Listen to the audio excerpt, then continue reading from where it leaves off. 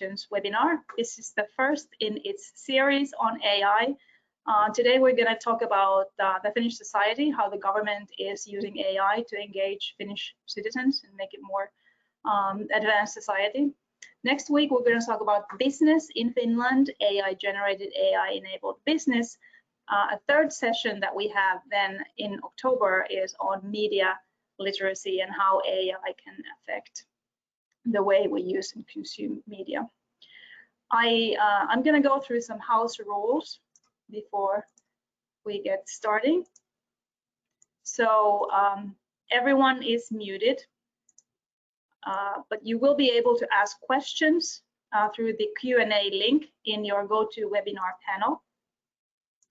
The questions, you can ask them anonymously, or you can also give us your name and company.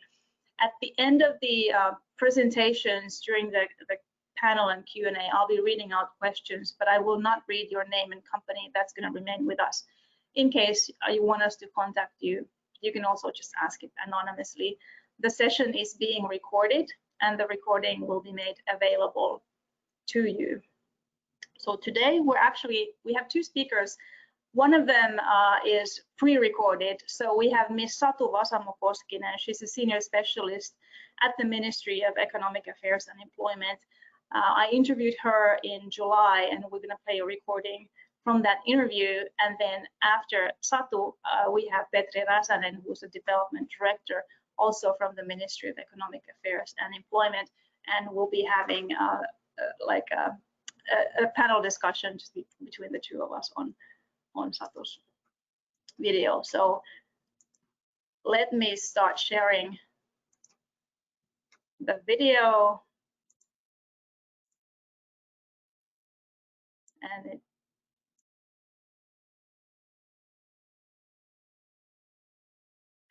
hi, today I have a very distinguished guest, Ms. Satu Vasamo-Koskinen.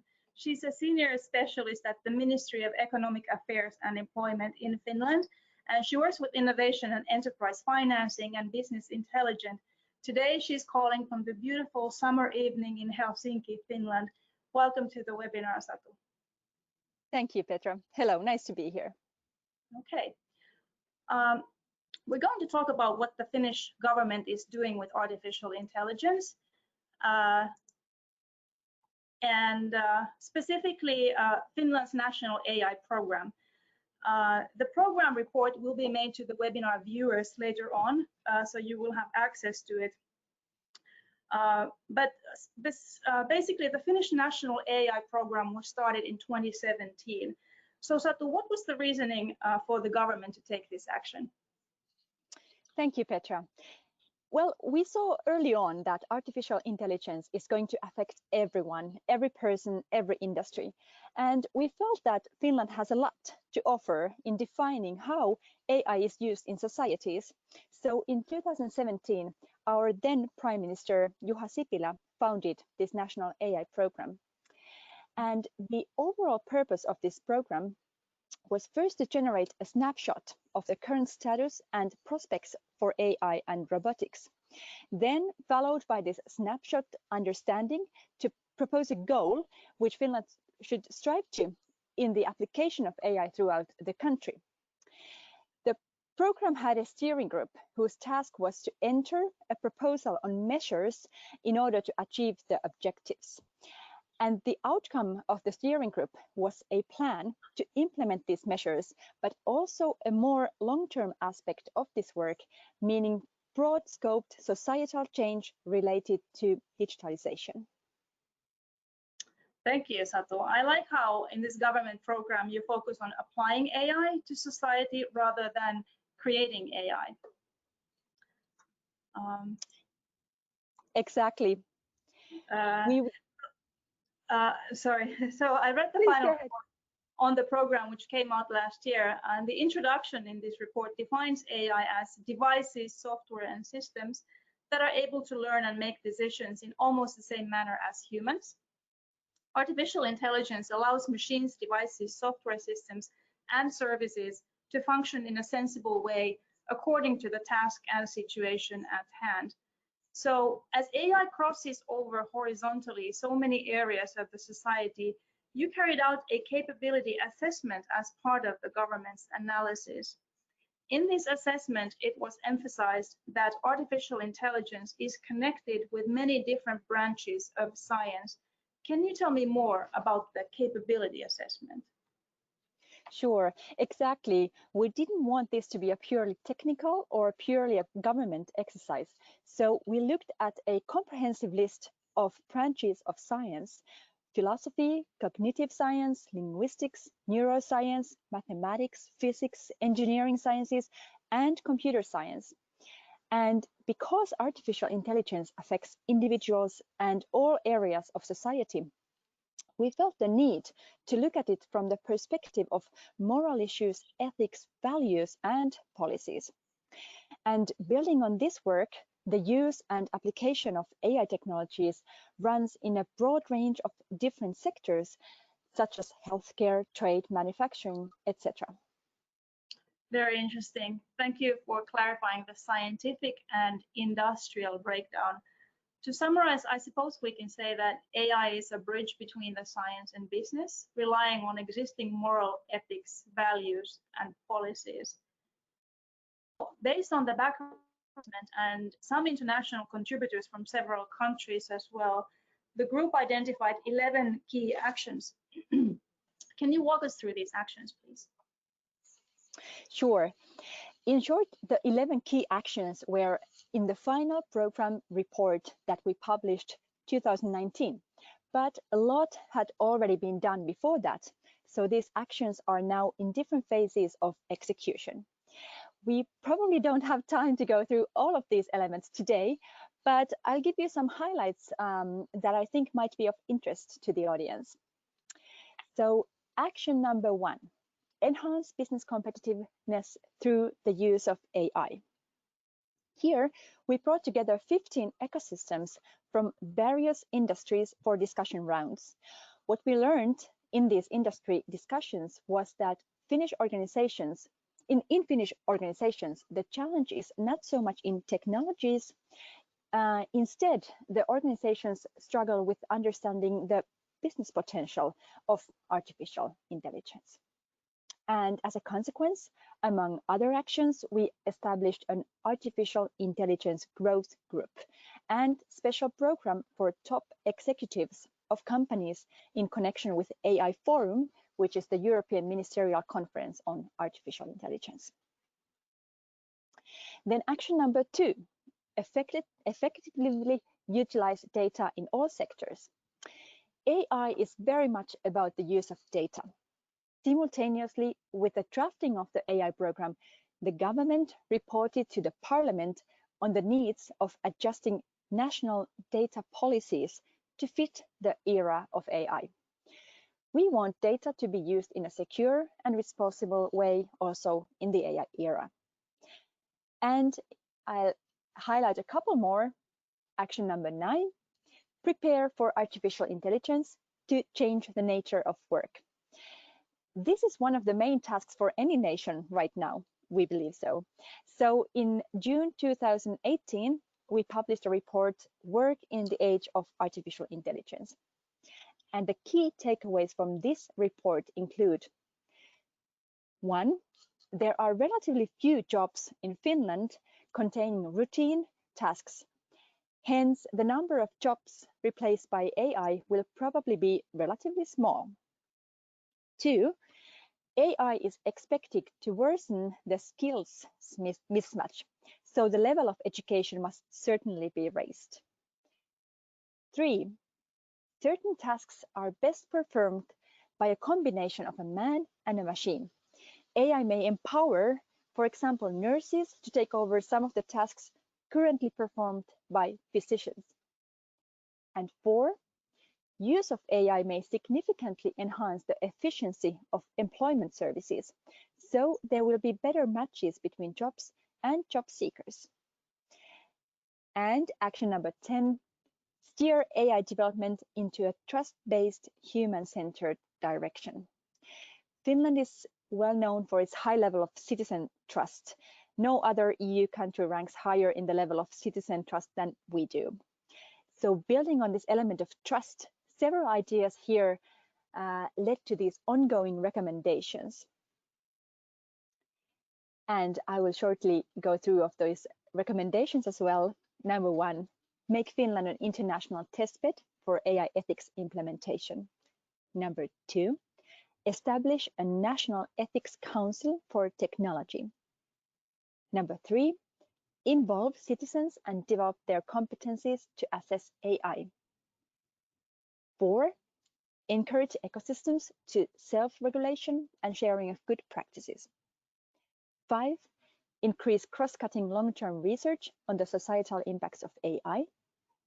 And 6, continue the international cooperation related to ethical application of AI and lead the way in ethical discussion. Wow, that sounds like a lot of work.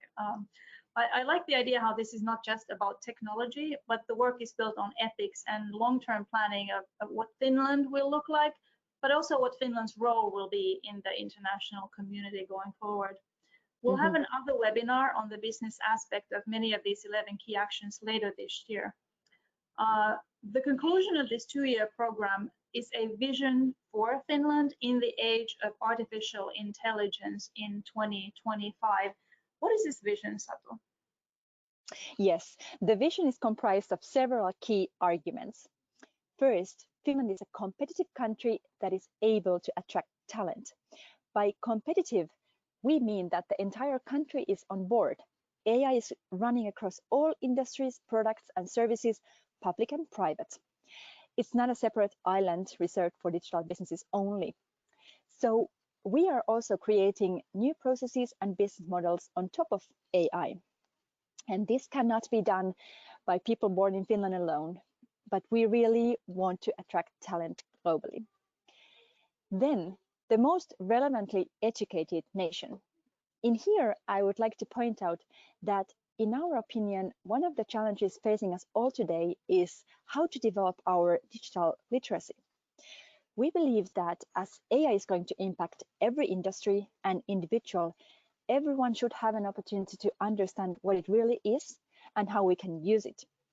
And to address this topic, we have created a free online course called Elements of AI, which has been realized by the University of Helsinki and the Finnish tech company called Reactor.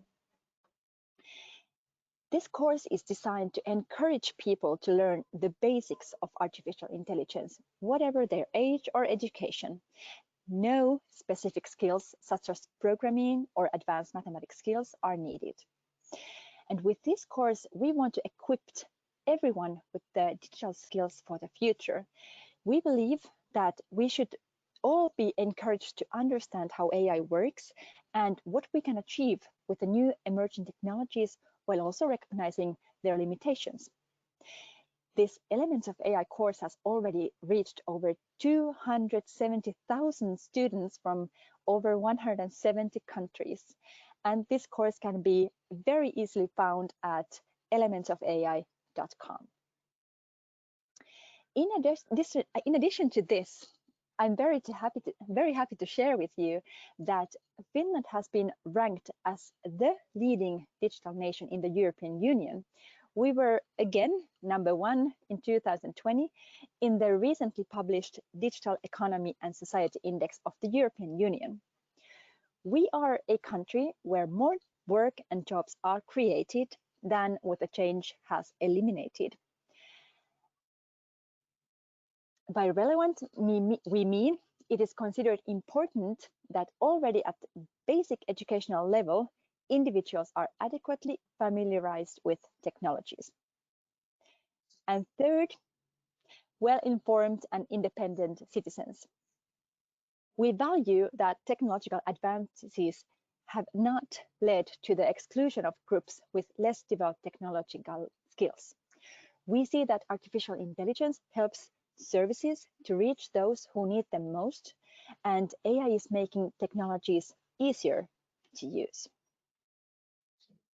Wow, that sounds beautiful, Satu. Thank you. Well, so the program has ended, but it's not 2025 yet. I will actually show the program report here. It's got more than 130 pages. It's online and it's available for everyone. but we are not there yet. It's not 2025 yet. So what is the government doing now to ensure that the goals are being met? Yes, thank you for the question. So we are currently working on Artificial Intelligence 4.0 program. That is our AI action at the moment at the Ministry of Economic Affairs and Employment, and it's a continuation of Finland's AI program. With this program, our aim is to develop a strategy for the sustainable digitalization of industry. This program focuses on technologies and capabilities that are already immediately available to companies. Our mission is to accelerate the productivity of our companies, restructure the economy, and create sustainable employment, and also to promote the so-called twin transition of carbon neutrality and industry digitalization. The target group for our program are the industrial companies that are developing right behind those leading companies in digitalization, and those companies that have not yet taken decisive action to bridge the digital divide. With this program, we focus in particular into value chains, including manufacturing and service manufacturing SMEs. And our steering group is being appointed by the Minister of Economic Affairs, Mika Lintilä, and we aim to finish this program by 2022. So this is something that we have been now very tightly involved with, and we believe that this effort also further enhances our frontrunner position in artificial intelligence. Excellent, that sounds terrific. So I guess to summarize, we could say that Finland is taking a lead on implementing AI in all aspects of the society and doing it in an ethical and trustworthy way. This will open up business opportunities for American commercial and research entities. And we'll be talking about this in our next AI webinar series. Thank you so much for joining us tonight from beautiful Helsinki, Satu. I wish you a nice evening. Thank you so much. It was a pleasure, and you also have a great day. Thank you. Thank you. All right, that was a recording from earlier this summer with Satu Vasamo-Koskinen, who's a senior specialist at the Ministry of Employment and Economic Affairs. So I'm now today joined by Satu's colleague Petri Räsänen, you're a development director. And so Satu it was summer and she was in Helsinki. You're now, it's September, you're in the city of Tampere, right? Right, here we are. Actually not quite in Tampere, I'm in a neighboring kind of smaller municipality called Pirkkala. But anyway, this is Tampere region and this is the second largest industrial city in Finland. University city and my dear hometown. Yeah, but you work in Helsinki. So I do. Basically, we are in remote mode at the moment. So this is my office here, and the whole Ministry of Economic Affairs and Employment is currently remote working. I spend maybe one day, maybe 2 days every now and then in Helsinki. Today I was visiting. I took a train from the railway station of Tampere and was able to spend a couple of hours with my colleagues and a few hours with our partners. That sounds very like environmentally sustainable and very efficient. Great. Well, thank you so much for joining us today. So we just heard a lot of stuff. Satu was talking through the 130-page AI strategy document that was done by the previous government of Finland, and last year they announced the results of that, and she was explaining what those results mean for Finland and how Finland is interacting with other companies. But since those days, since that report was published last year, we were hit by a global pandemic, so we cannot have a webinar like this without really addressing the COVID situation. So I live in the US, I've been here for almost 10 years, but of course I follow what's happening in Finland very closely, and Finland seems to be pretty okay with the COVID-19 situation. Would you agree? Yeah, if we look from the kind of health point of view, I think Finland has been among the best countries in Europe and probably also globally to avoid casualties and unnecessary deaths. I think our society has been pretty responsive and able to cope with the crisis. From the economical point, the situation is a little bit kind of problematic at the moment. Compared to the kind of European countries, I think Finland did extremely well during the kind of first wave of the crisis. I think our economy was suffering less than average in Europe, and the effects of this crisis have been smaller than expected in the springtime. But of course, at the moment, we are a little bit worried about the future scenarios if the crisis continues and our primary markets are hit by the crisis and the demand is not there yet. Our export industries will suffer more in the coming months. But this is something that we are pretty actively working on at the moment. And of course, I would like to emphasize that our government has been pretty good in kind of responding, although also to the economical aspects of this crisis. Our kind of support systems and subsidies for our businesses, they have been developed according to the needs of this crisis. Yeah, so early in the spring, we were following the European news, and I guess Italy and Spain were hit really hard, but Finland wasn't. I think you mentioned earlier before this discussion that you had first in Finland, you had the national government take action, and now that you know, it's becoming more business as usual, if you can say. The responsibility has been shifted more towards the local level. Yeah, that's right. It's a very important notion, actually. When the crisis hit Finland, Finnish government and the parliament actually decided about emergency laws that provided the authority for the central government to take action in certain health-related things. But since the crisis was kind of losing a little bit its power, these emergency laws were kind of passed away, and now we are in the kind of normal situation where the local authorities and local governments are mainly responsible for health and safety issues of the Finnish citizens. So we are back to the normal government or governance in this sense. That's pretty remarkable. Let's talk about normal. So Finland is, you know, this is an AI webinar, and we're talking about digital things. So one of the things that I know you launched in Finland was this Corona tracking app, and we were talking about the speed of people downloading the app. You mentioned a number. Did you say within 3 days, 25% of the people had downloaded this tracking app? That's right.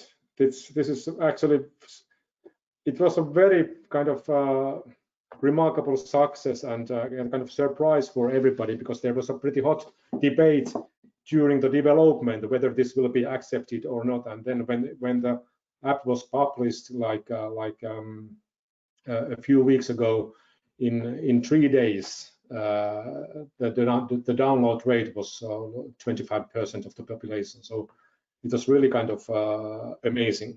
I think it's a world record in this sense, I suppose. Yeah, could well be. Could well be. I think this speaks to some of the things that Satu mentioned of the AI. There it is. It's scanning. This is the app. That's yeah, the it's app. scanning. Yeah, you seem to be safe. No one in your household has been affected. That's right. So it's really, I think, two things. It's first the ability and willingness of Finnish people to embrace digital solutions in the times of crisis. That's one thing. And then the second thing is the trust towards these systems, that they trust that their privacy is not in danger. Now, I know there was a conversation in Finland, there's a conversation in the US about privacy and how people are able to make the most of technology without giving up their, their privacy. Was that a big conversation in Finland with this? Actually, it was a pretty strong debate, and I think we were pretty successful in the development of this app, so that there is privacy in the design of the whole application, and there's security by design in the application. So it's very distributed architecture that this app is using, and the government is not collecting data about individuals at all with this application. It's basically based on the kind of voluntary agreement of the citizens to share data about themselves by themselves and between the citizens. The government is not collecting the data with this application. Yeah, and it's, of course, Finland is a member of the European Union, so the EU GDPR rules apply to anything that's being done. Yeah, I think that GDPR was one of the key drivers of this whole debate, and I think it's one of the background factors affecting the level of trust. So that these issues of privacy, they have been discussed in the context of GDPR and in the context of how to apply GDPR here in Europe. And I think the government and also the software developers, they have the capabilities and the kind of understanding about the requirements of GDPR and privacy in general, and a high level of respect for this kind of issues. Yeah. So shifting gears a little bit from healthcare to education, so the preparedness of people to adopt technologies, I think it's a result of decades of kind of living in a very digitally advanced society. Satu mentioned the AI online course, the AI elements of AI. She said over 200,000 people have taken that course. I checked it the other day. It's actually over 500,000. So in a country of 5.5 million people, 500,000 people have taken this AI course, and it's part of the strategy is to kind of make every Finnish citizen, anyone living in Finland, digitally literate, so they understand what AI means. And we've been using these examples, like every nurse, every firefighter has to have an understanding what artificial intelligence is and how it affects their work. So there's kind of that like mentality that people have these platforms and they use it. In the schooling environment, for example, we have this solution called Wilma that every parent in Finland knows. So all the kids are in this one app, and it's like a parent-teacher app that everyone's been using for, I think, decades now already. So it's a second nature to go online and download an app and start using that. So still on Corona, my question to you is how did it affect the Finnish education system? What's going on at schools? Because that's a hot debate here in the US as well. It's a very good question. I'm a member of the working group that is currently analyzing the overall digital kind of leapfrog that we have that we have taken during the crisis. And one of the aspects that this working group is investigating is the kind of developments in the education sector. And I think the big picture is really that there's been a very high level of readiness to adopt remote education and remote school kind of working methods.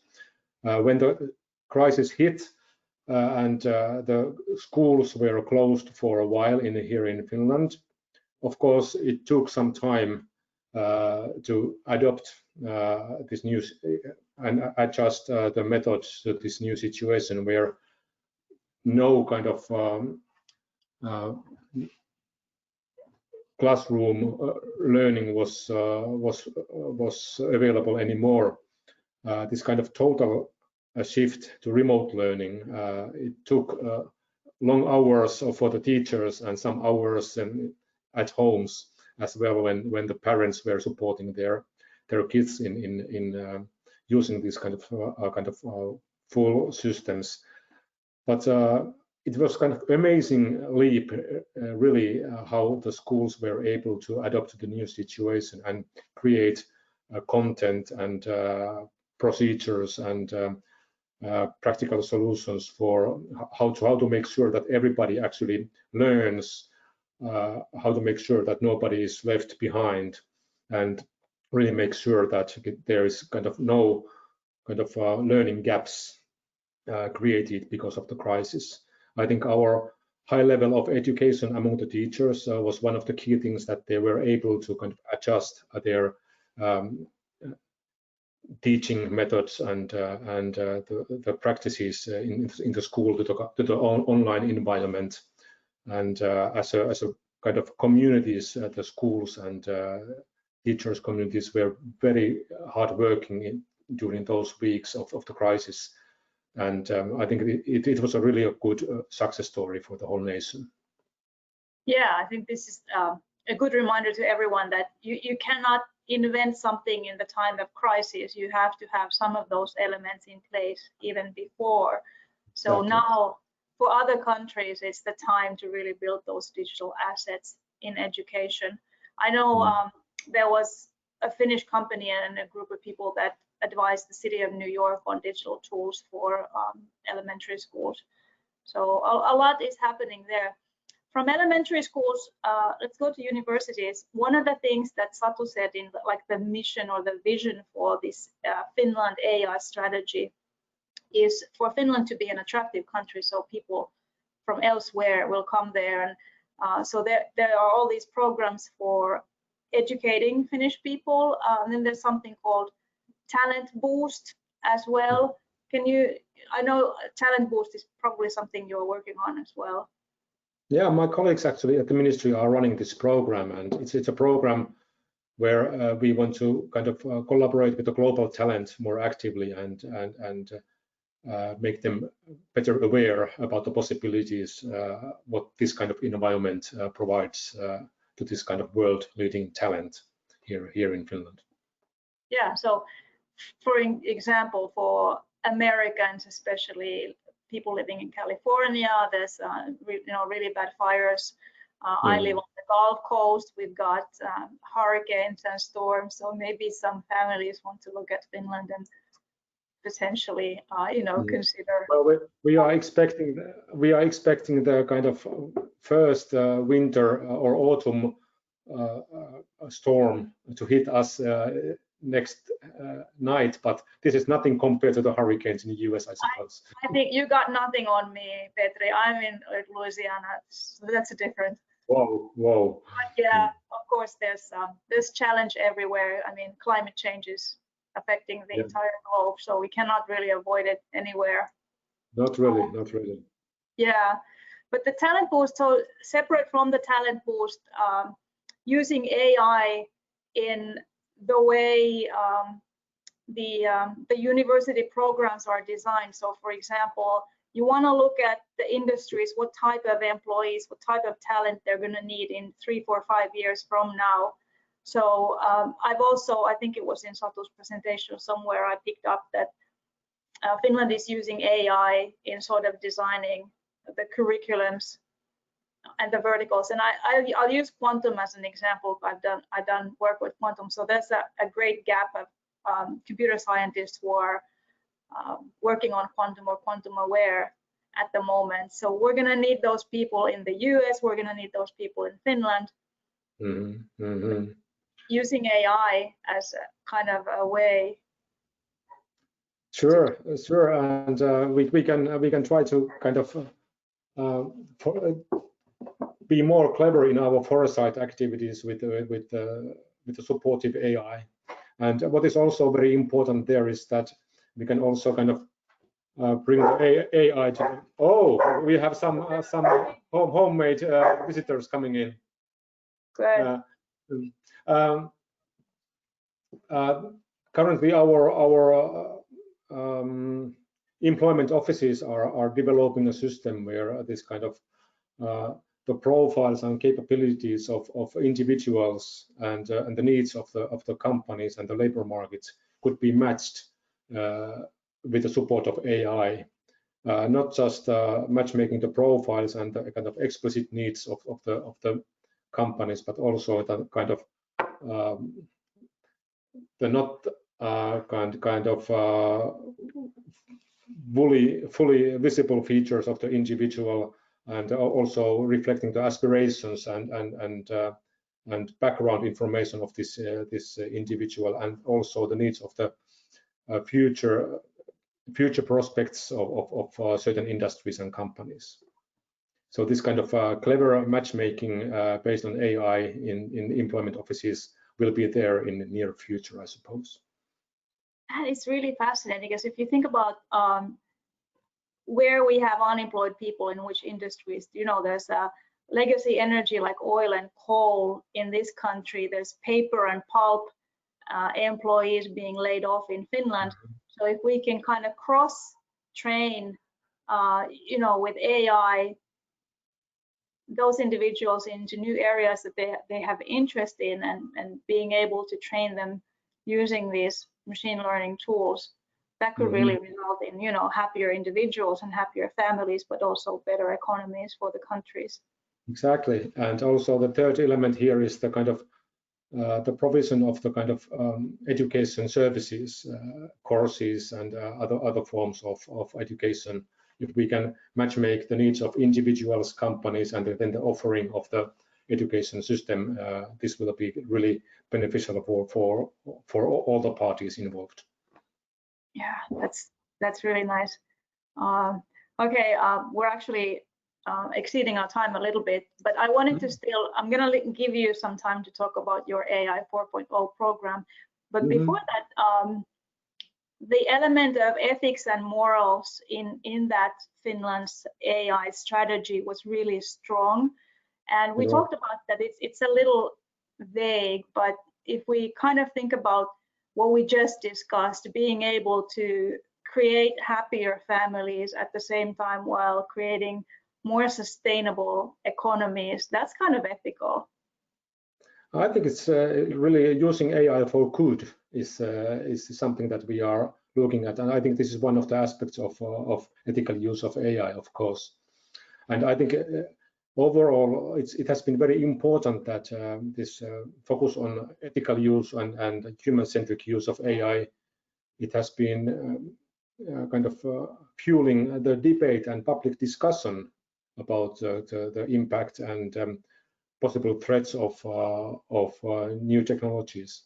And by supporting this kind of public civilized debate about technologies, I think we are making a good service for the whole nation. Yeah, exactly. It shouldn't be just praising the technology. We have to, like, everyone has to engage in that conversation about the risks as well. There are things like diversity and other things that need to be taken into account. Sure. Okay, I'm going to give you the final word. If you want to lay out, what are you working on right now? What is interesting? Yeah, I think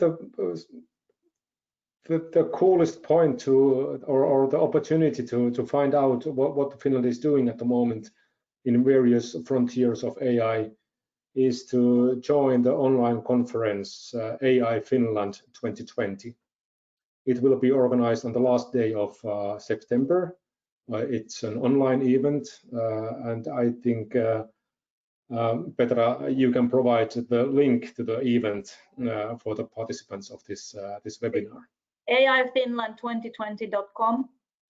No, it's a little bit more complicated, but by Googling, you will find it. Okay, Google AI Finland 2020, and I'll send out the link after this. Please do so. In this event, we will launch our new program that was mentioned by Satu in her presentation, AI 4.0, where we want to kind of accelerate our fourth industrial revolution with AI and associated other digital technologies. So it will be a large-scale program, really accelerating the transformation of our industries, and it will focus on deployment of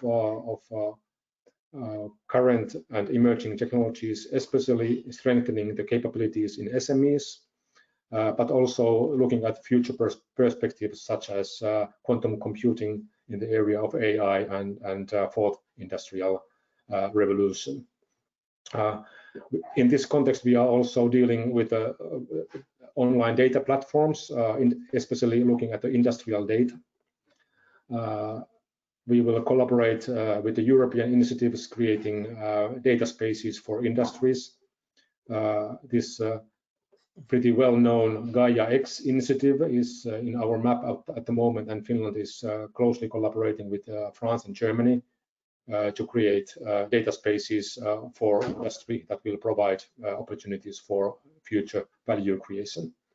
So really looking forward for this new program and to kick off this whole program. Absolutely, yes. Can we invite US companies to participate? Sure. Please join the event first, then you will learn more, and we will get public pretty soon after the launch, after 2 weeks.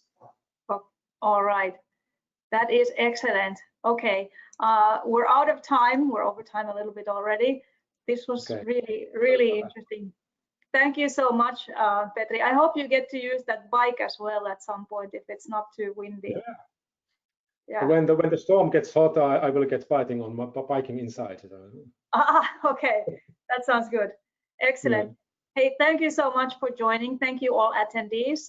Don't forget, we continue the webinar series. Next week is with the businesses, also businesses working on things that we've discussed today. So there's education, there's online moderation, and there's trust and transparency on how governments interact with citizens and consumers. And then there's the media literacy, the following one. But thank you, everyone. Have an excellent day and an excellent evening where you are. Thanks. Bye-bye. Thank you.